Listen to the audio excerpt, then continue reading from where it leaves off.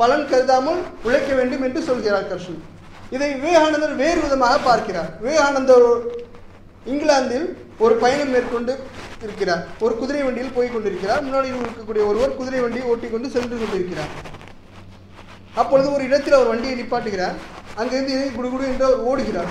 ஓடி ஒரு வீடு இருக்குது, அதாவது அவருடைய வீடு, அந்த குதிரை வண்டி ஓட்டுபவருடைய வீடு.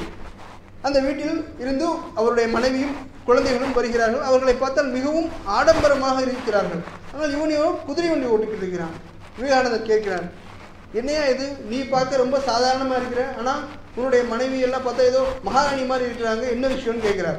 அப்போ இவர் சொல்கிறாரு, நான் ஒரு பேங்க்கில் மிகப்பெரிய உயர்ந்த பதவியில் இருந்தேன்.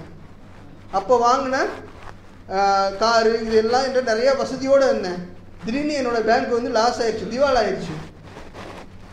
இது என் மனைவி எல்லாத்துக்கும் தெரியும். இருந்தாலும் நான் அவங்கள வசதியாக வச்சுருந்தேன், அது மாதிரியே அவங்களை நான் வச்சுருக்கணும்னு நினைக்கிறேன். கூடிய சீக்கிரத்தில் இந்த குதிரை வண்டி ஓட்டி நான் இழந்த பணத்தை எப்படியாவது சம்பாதிச்சலாம் முயற்சி பண்ணுறேன்னு சொல்கிறார். இதை விவேகானந்தர் பார்த்துட்டு அப்படியே மெச்சி போகிறார். நீ தானே ஐயா தொழில் முறையில் வேதாந்தி என்கிறார். வேதாந்தி என்றால் என்ன? வேதம் போதுவன் மட்டும்தான் வேதாந்தியா?